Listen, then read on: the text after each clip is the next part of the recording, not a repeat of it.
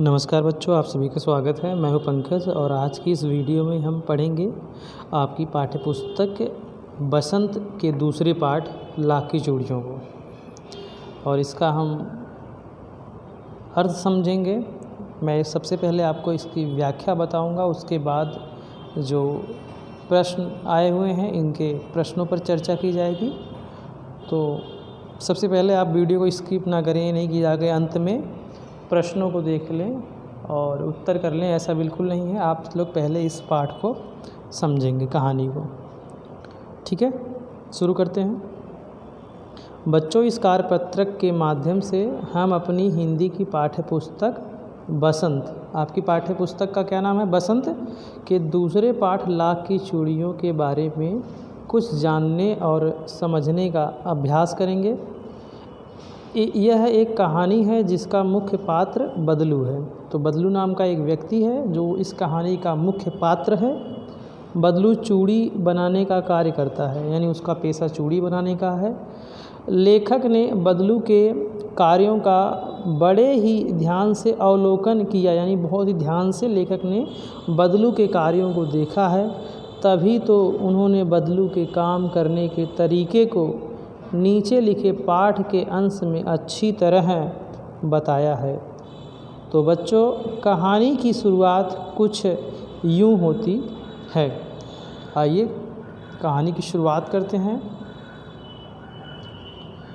यहाँ सारे गांव में बदलू मुझे सबसे अच्छा आदमी लगता था। यहाँ पर लेखक स्वयं कह रहा है, लेखक वो बच्चा है, अपने बचपन की बात बता रहा है। कह रहा है सारे गांव में बदलू मुझे सबसे अच्छा आदमी लगता था क्योंकि वह मुझे सुंदर सुंदर लाख की गोलियां बनाकर देता था। यानी वह किस लिए अच्छा लगता था, क्योंकि वह सुंदर सुंदर लाख की गोलियां बनाकर देता था। मुझे अपने मामा के गांव जाने का सबसे बड़ा चाव यानी इच्छा यही था कि जब मैं वहाँ से लौटता था तो मेरे पास ढेर सारी गोलियाँ होती, रंग बिरंगी गोलियाँ जो किसी भी बच्चे का मन मोह ले। यानी जब वहाँ वो जाता था मामा के यहाँ तो उसे बहुत सारी लाख से बनी हुई सुंदर सुंदर रंग बिरंगी गोलियाँ मिल जाती थी, इसीलिए वह अपने मामा के यहाँ जाया भी करता था। लाख एक गोंद है, प्राकृतिक है, जो प्लास्टिक की तरह होता है, वो जलाने पर पिघलता है। तो उससे ये चूड़ी बनाया करता था और बदलू के लिए गोलियां भी बना देता था। वैसे तो मेरे मामा के गांव का होने के कारण मुझे बदलू को बदलू मामा कहना चाहिए था। यहाँ लेखक कह रहा है कि वैसे जो बदलू था वह मेरे मामा के गांव का था, इस नाते वह भी मेरा क्या लगता, मामा लगता। लेकिन कह रहा है परंतु मैं उसे बदलू मामा न कहकर बदलू काका कहा करता था। बदलू काका कहा करता था, क्यों कह रहा है, जैसा कि गांव के सभी बच्चे उसे कहा करते थे। यानी जो वहाँ के इनके मामा के यहाँ जो छोटे छोटे लड़के थे तो बदलू को वो काका कहते थे। तो लेखक उन्हीं का सुन करके स्वयं भी बदलू को मामा न कह करके काका कहा करता था। बदलू का मकान कुछ ऊंचे पर बना था। मकान के सामने बड़ा सा सहन था। सहन यानी दीवार से घिरा हुआ एक स्थान, ठीक है। मकान के सामने बड़ा सा सहन था जिसमें एक पुराना नीम का वृक्ष लगा था। उसी के नीचे बैठकर बदलू अपना काम किया करता था।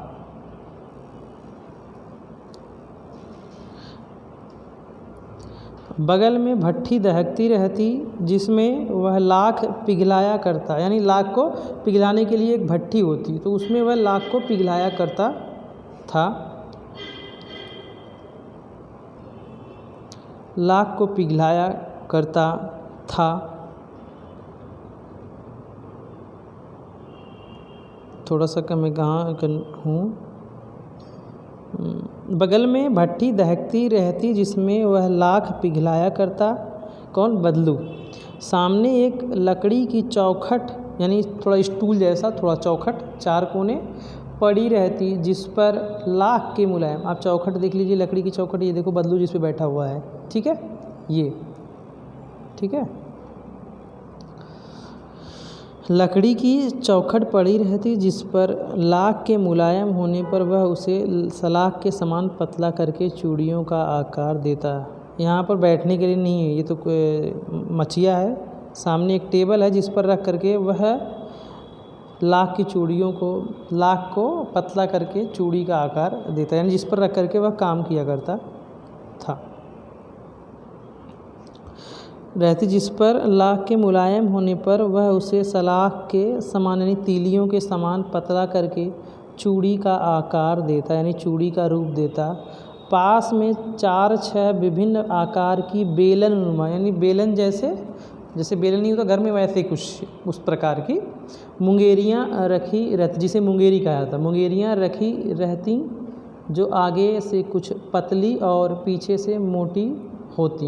यहाँ पर देख लीजिए बदलू के हाथों में एक मुंगेरी है ना, जिस पर वह लाख की सलाखों को लपेट रहा है, चूड़ी का आकार दे रहा है। ठीक है, लाख की चूड़ियों का आकार देकर वह उन्हें मुंगेरियों पर चढ़ाकर गोल और चिकना बनाता और तब एक एक कर पूरे हाथ की चूड़ियाँ बना चुकने के पश्चात यानी बाद में वह उन पर रंग करता। यहाँ पर उसके जो चूड़ी बनाने की प्रक्रिया क्या है, पहले वह लाख को भट्टी में पिघलाया करता, फिर उसके बाद वह उनको लकड़ी की चौखट पर रख करके उनकी पतली पतली सलाखें बनाता, फिर वह इसको मुंगेरियों पर चढ़ा करके उन्हें चूड़ी का आकार देता था।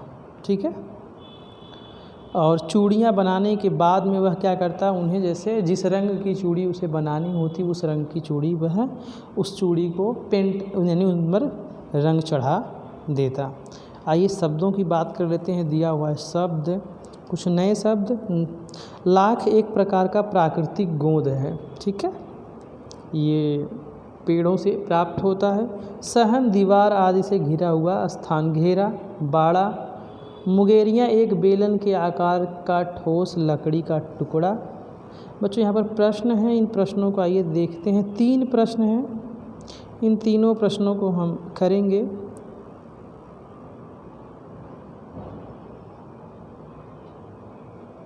यहाँ पर मैंने मैं प्रश्नों को बताता हूँ, प्रश्नों के फिर आंसर को भी मैं करता हूँ।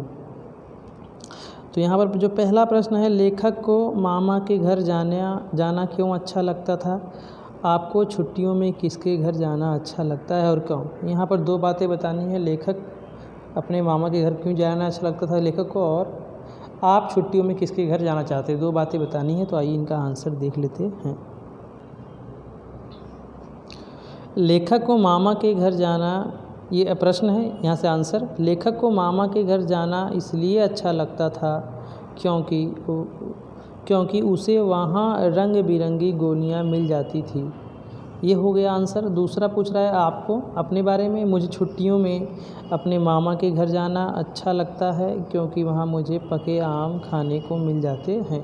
आप भी जाते होंगे अपने मामा के यहाँ या फिर किसी मौसा के यहाँ या बुआ के यहाँ, तो कोई ना कोई कारण आपको लिखना है। ठीक है, प्रश्न दूसरा है कि प्रस्तुत पाठ में लाख से बनने वाली चूड़ियों का जिक्र किया गया है। क्या आप कुछ अन्य पदार्थों का नाम बता सकते हैं जिनसे चूड़ियाँ बनती हैं? तो उत्तर देखिए, लाख के अलावा कांच की भी चूड़ी देखे हो ना आप लोग, जनरली लोग कांच की पहनते, और प्लास्टिक से भी चूड़ियाँ बनती हैं। तो आंसर क्या है, लाख के अलावा कांच और प्लास्टिक से भी चूड़ियाँ बनती हैं। आइए तीसरे प्रश्न की तरफ चलते हैं।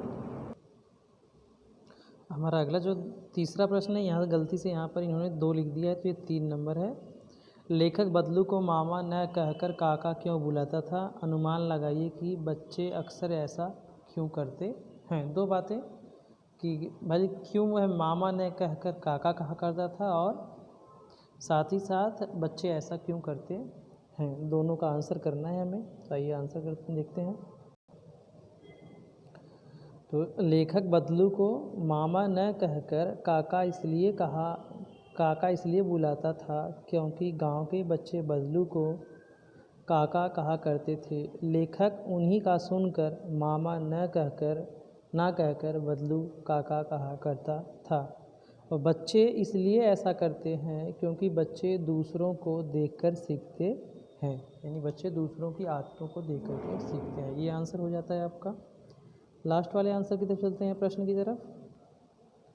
प्रश्न चौथा, यहाँ 3 लिखा हुआ है लेकिन चौथा है, क्या आपने किसी को घर में बदलू की तरह कोई सामान बनाते हुए ध्यान से देखा है? उसके बारे में अपने शब्दों में लिखिए। क्या आपने भी देखा है? तो देखिए आगे यहाँ पर इसका आंसर है हाँ, मैंने कुम्हार को, आप किसी और को भी देख सकते हैं, ठीक है।